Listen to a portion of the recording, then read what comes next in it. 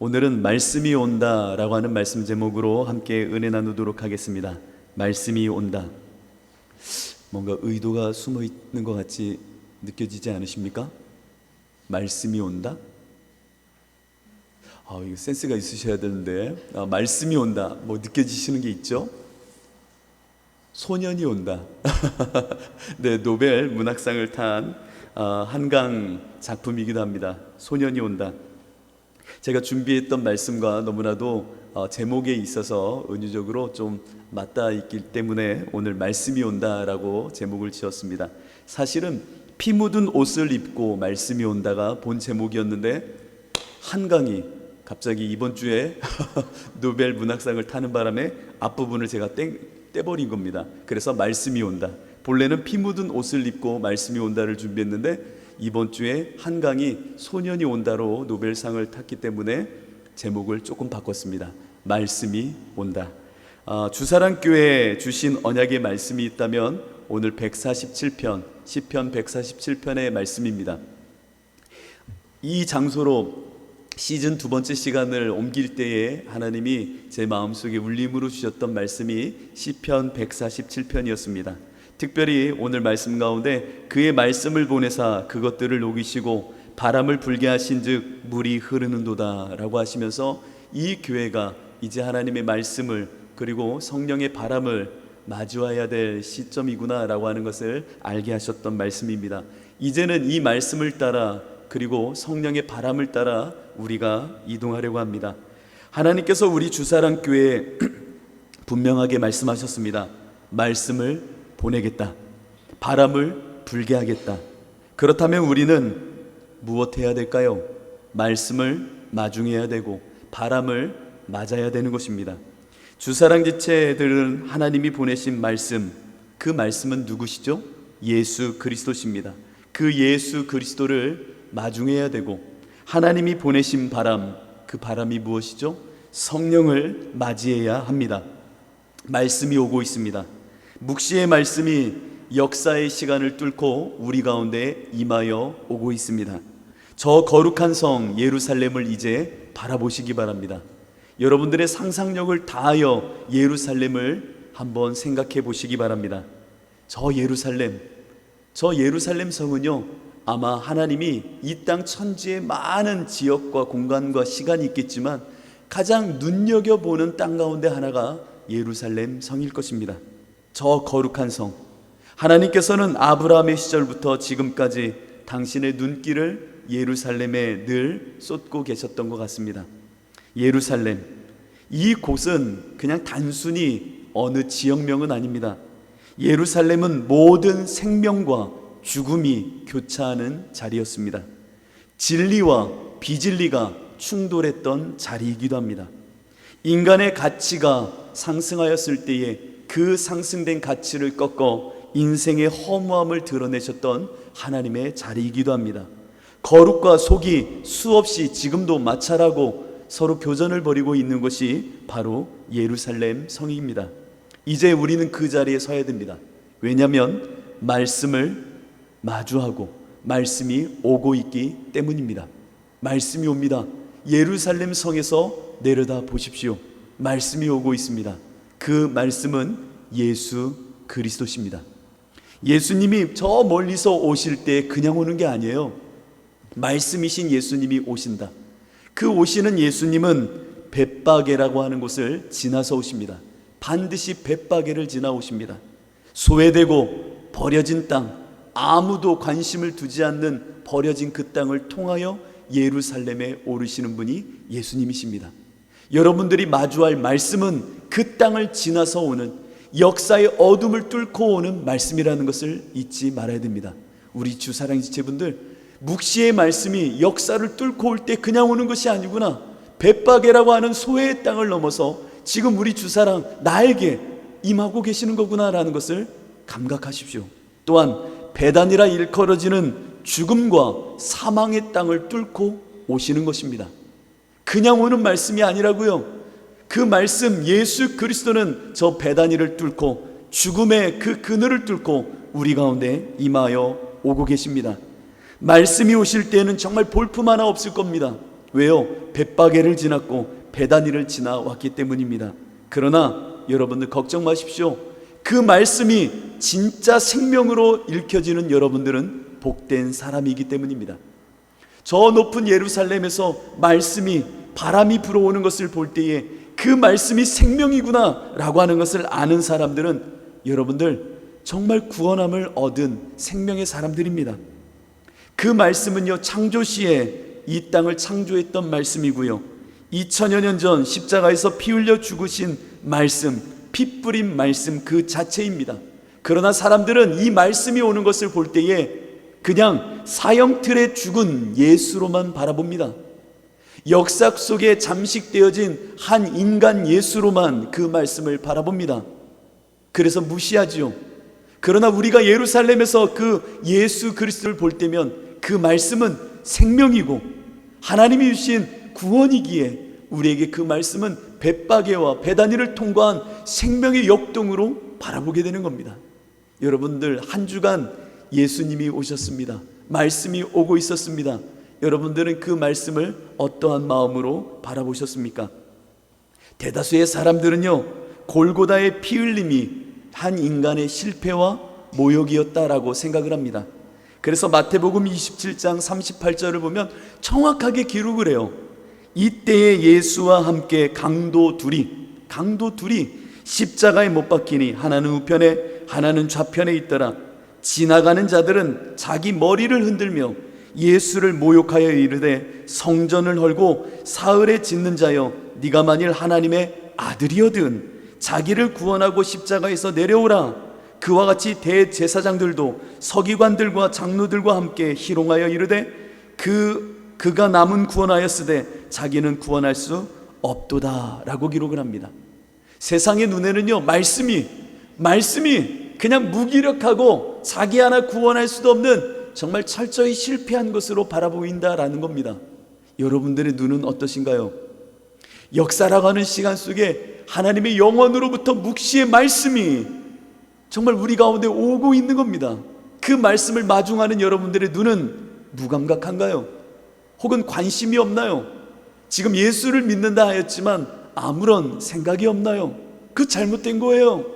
예수님이 벳바게와 베다니를 통과하여 우리 가운데 어둠을 뚫고 말씀이 권세로 임하는데 어찌 우리의 눈이 실패한 말씀이요, 능력도 없는 말씀이요, 무엇 하나 인생을 변화시킬 수 없는 말씀으로 보인다면 여러분들의 신앙에 지금 문제가 생긴 겁니다.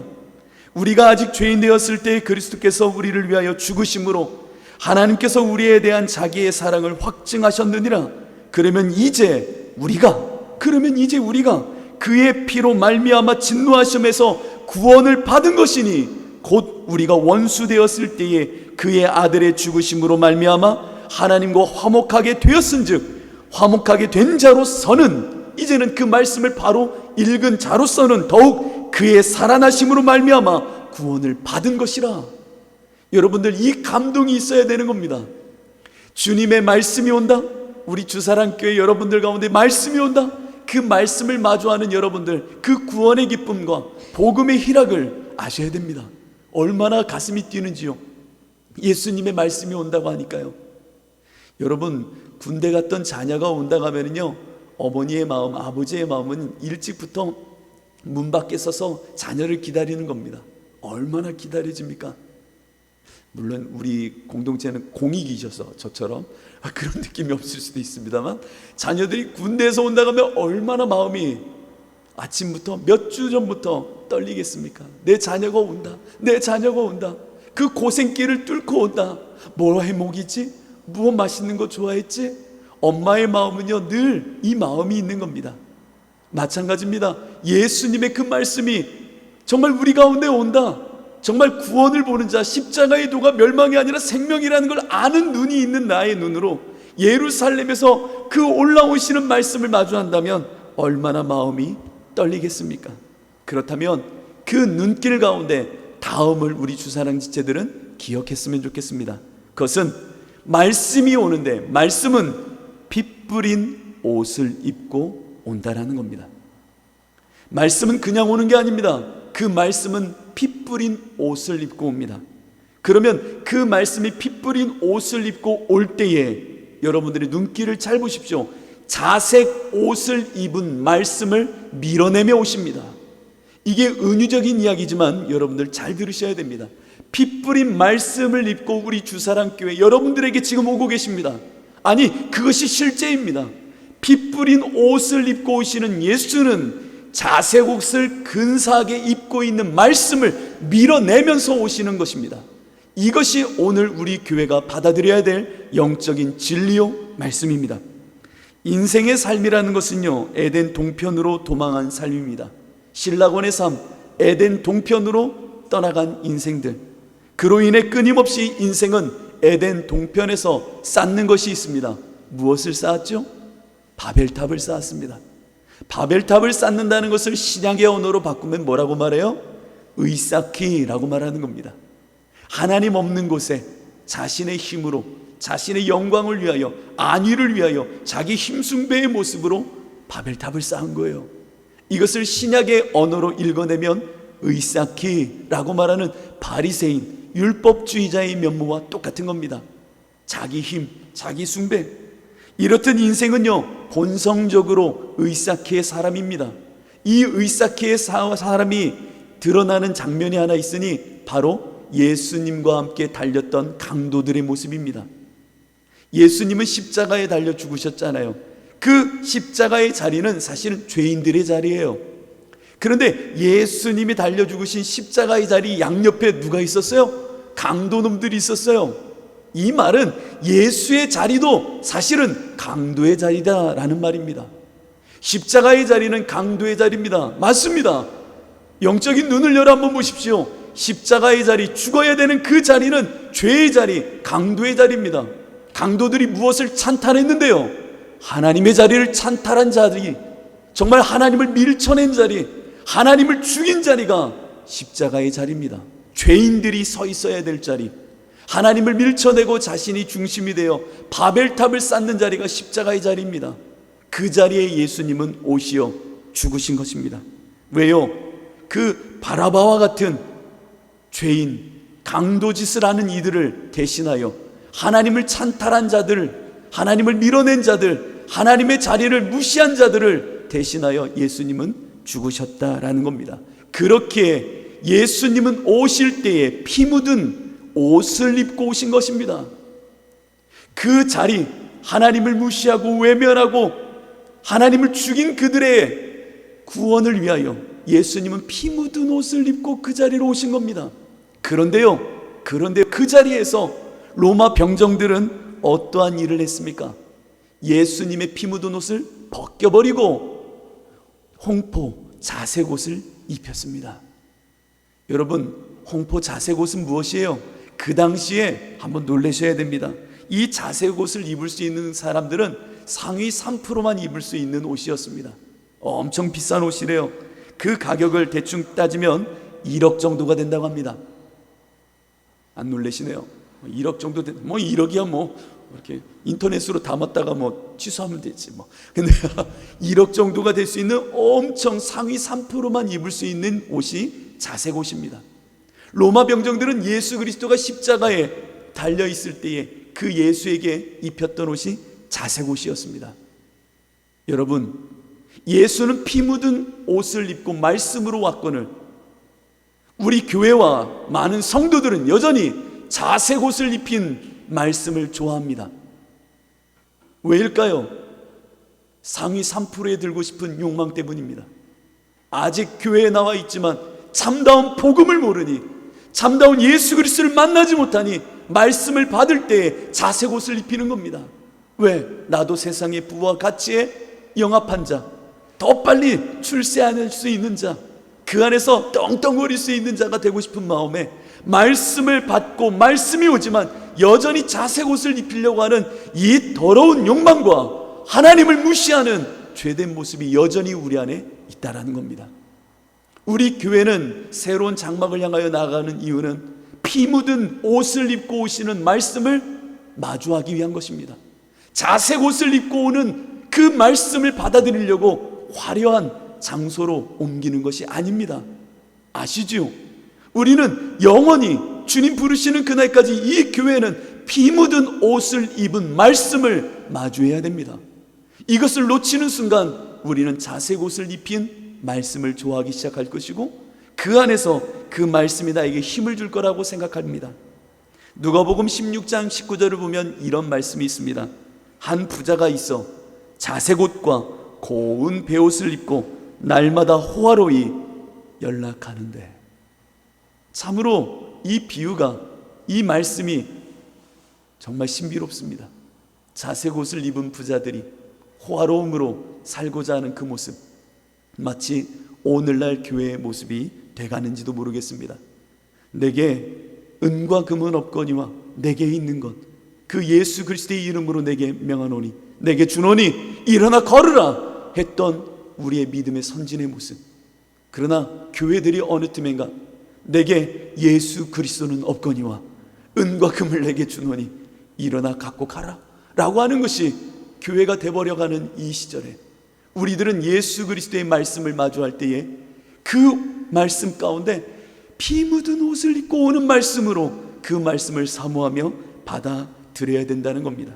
심지어 교회 안에는 만민이 기도하며 그 피 묻은 복음 안에서 우리의 심정이, 마음이, 삶이 찢어져야 되는데, 강도짓을 하던 내 십자가의 모습이 찢어져야 되는데, 그 교회 안의 기도 소리는 정말 상거래의 기도 소리가 되어져서 정말 만민이 기도해야 되는 그 집을 정말 장사칠의 소굴, 강도의 소굴로 만드는 것이 오늘 우리의 신앙의 면모인지도 모르겠습니다. 이제 빛이 오고 있습니다. 말씀이 오고 있습니다. 그냥 오는 것이 아니라 벳바게와 베다니를 통과하여 피 묻은 옷을 입고 우리 주사랑교회 여러분 삶 가운데 오고 있는 그 말씀을 볼 때면 자색 옷을 입히지 마시고 피 묻은 옷을 입고 오시는 예수 그리스도의 말씀을 마주하시기 바랍니다. 할렐루야. 그 말씀을 마주하셔야 됩니다. 그렇다면 피 뿌린 말씀이 오시어 강도들과 같은 우리에게 진실을, 실상을 이제 폭로하실 것입니다. 이것이 핵심입니다. 자색 옷을 입고 오는 말씀은 우리의 실상을 폭로하지 않습니다. 우리를 감싸고 우리의 욕망을 부추길 뿐입니다. 그러나 진짜 복음은, 진짜 말씀은 피 묻은 옷을 입고 우리에게 오시어 우리의 실상과 실체를 폭로하십니다. 요한계시록 19장 13절은 이렇게 기록합니다. 또 그가 피 뿌린 옷을 입었는데 그 이름은 하나님의 말씀이라 칭하였느니라. 또한 15절을 보면 그의 입에서 예리한 검이 나오니 그것으로 만국을 치겠고 친히 그들을 철장으로 다스리며 또 친히 하나님 곧 전능하신 이의 맹렬한 진노의 포도주 틀을 밟겠고 라고 요한계시록은 기록합니다. 예수님이 말씀이에요. 피 묻은 옷을 입고 오시는 그 말씀이 예수님이에요. 근데 오셔서 무엇 하신다고요? 철장을 들고 맹렬한 진노로 우리를 으깨버리시겠다라는 겁니다. 말씀은 이와 같습니다. 말씀이 온다. 그 말씀이 와서 나를 부수는구나. 내 인생을 부수는구나. 바벨탑을 부수는구나. 내 의로 살려고 했던 것을 다 무너뜨리는구나. 이것이 진짜 복음이고 말씀입니다.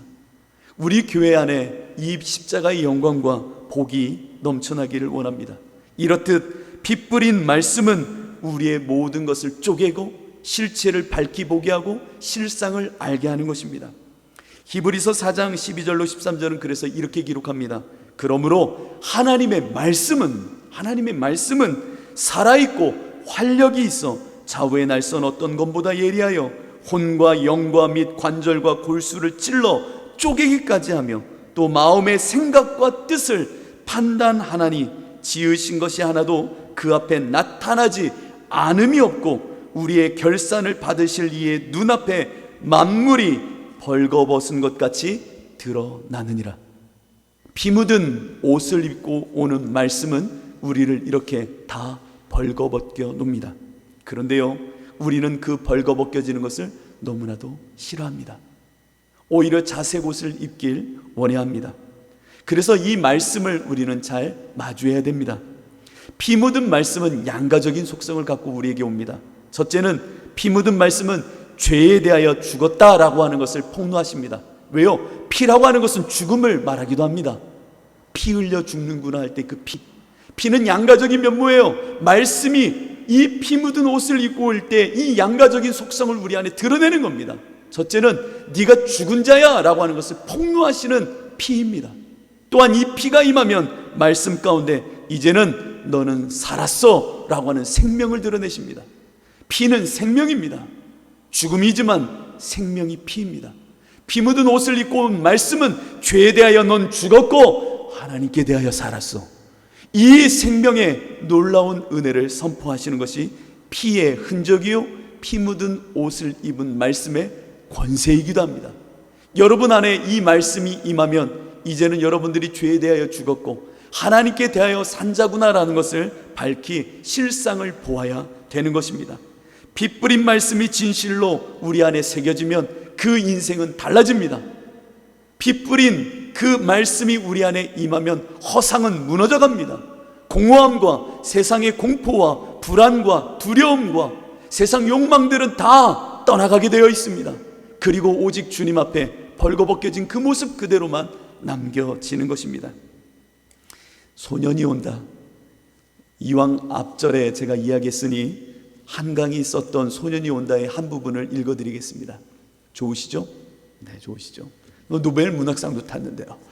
사실은 이게 저희 은율이가 중학교 때 읽은 책이에요. 벌써 중학교 1학년 때인가 읽었던 책인데 채식주의자 소년이 온다. 저희 아내가 이미 다 읽었던 거 뒤에 있길래 제가 어제 꺼내서 막 봤어요. 왜냐하면 저는 안 읽었거든요. 근데 80년 5월 그 광주의 한 부분을 갖고 썼던 내용 중에 제가 참 인상 깊어서 그 부분을 읽어드리도록 하겠습니다. 한강이랑 작가가 썼던 소년이 온다의 한 부분입니다. 그러니까 형, 영혼이라는 건 아무것도 아닌 건가? 영혼이라는 건 아무것도 아닌 건가? 아니, 그건 무슨 유리 같은 거야. 유리는 투명하고 깨지기 쉽지. 그게 유리의 본성이지. 그러니까 유리로 만든 물건은 조심해서 다뤄야 하는 거지. 금이 가거나 부서지면 못 쓰게 되니까, 버려야 되니까. 예전에 우리 깨지지 않는 유리를 갖고 있었지. 그게 유리인지 뭔지 확인도 안 해본 단단하고 투명한 진짜였지. 그러니까 우린 부서지면서 우리가 영혼을 갖고 있었던 걸 보여준 거지. 진짜 유리로 만들어진 인간이었다는 걸 증명한 거야. 그 광주 항쟁 사건을 통해서 이 죽음 앞에 선 인생들이 영혼이라는 게 무엇일까를 고민한 겁니다. 영혼이 있는지 없는지를 몰랐던 그 인생, 유리와 같이 있었는데 그 죽음의 길목에서 이 참담한 사건을 겪고 나니 내 안에 영혼이라는 게 이런 건가? 라고 하는 것이 폭로되어지고 드러나기 시작한 겁니다. 134쪽을 한번 열어보시고 나중에 보세요. 이렇게 말합니다. 이제는 내가 선생에게 묻고 싶습니다. 또 다른 파트예요. 그러니까 인간은 근본적으로 잔인한 존재인 것입니까? 우리들은 단지 보편적인 경험을 한 것뿐입니까? 우리는 존엄하다는 착각 속에 살고 있을 뿐 언제든 아무것도 아닌 것, 벌레, 짐승, 고름과 진물의 덩어리로 변할 수 있는 겁니까? 굴욕당하고 훼손되고 살해되는 것, 그것이 역사 속에서 증명된 인간의 본질입니까? 지금 뭐 하는 거예요? 반문하며 이 수사적인 용법을 통하여 자신이 폭로되어지고 우리 역사 속에 인간의 한계가 드러나는 것을 말하고 있는 겁니다. 문학 시간 아니에요? 이렇게 말하고 있는 겁니다. 그래서 노벨 문학상을 주었던 그곳에서 다음과 같이 이 작품을 평가했던 겁니다. 한번 들어보십시오. 어둠과 국가폭력의 세계를 마주하여 깊은 죽음의 상처를 경험한 존재들, 그들은 5월 광주의 시 공간 속에서 벌어진 잔혹한 학살의 참상과 정면으로 마주함 속에 인간 삶의 연약함이 폭로되어졌다라고 말하였다. 노벨 문학상 선정위원회는 그녀의 작품이 역사적 트라우마에 맞서고 인간 삶의 연약함을 폭로한 강렬한 시적 산문을 남겼다고 평가하였다. 지금 이 문학 한 작품을 통해서도요, 무엇이 노벨 문학상을 준 이유가 되고 있습니까? 인간을 폭로하고 있다는 겁니다. 여러분, 이거에 놀래서는 안 돼요. 이건 인문학적인 폭로로 끝나는 거지만 여러분들은 이미 복음 앞에서 얼마나 끊임없이 실제적인 생명의 역사로 십자가 앞에서 폭로당하고 있습니까? 여러분들은 문학상을 타고도 남는 분들이십니다. 이미 끊임없는 이 십자가의 역사 가운데, 피 묻은 말씀 가운데 인간의 인식적 범주에서의 폭로 이상으로 하나님의 말씀의 권세와 십자가는요, 영적인 실체적인 그 힘으로써 여러분들의 본성과 심령의 가난함을 예수는 십자가에 죽으신 그 복음의 역사를 통하여 드러내시고 밝히 보이실 뿐만 아니라 폭로한 그들을 끌고 생명의 자리까지로 가시는 분이 예수 그리스도, 바로 복음이라는 겁니다. 이 복음 앞에 서 있는 여러분들은 이미 이 한강이 말하고 있는 것을 넘어선 사람들입니다. 여러분들은 그 말씀이 오는 것을 마주하십시오. 말씀이 왔습니다. 오고 있습니다. 끝으로 말씀을 만난 우리는 이제 피 묻은 말씀의 옷을 속히 입어야 합니다. 보고만 잊지 마십시오. 그 말씀 앞에 이제 그 피 묻은 예수 그리스도의 말씀의 옷을 입으시기 바랍니다. 피 뿌린 말씀을 만난 성도들의 반응, 정말 가히 놀랍습니다. 정말 피 묻은 말씀을 접한 그리스도인들의 삶은 변화되지 않을 수가 없어요. 이전과 달리 살지 않을 수가 없다고요. 피 묻은 말씀을 접했는데 어찌 인생이 변화되지 않겠습니까?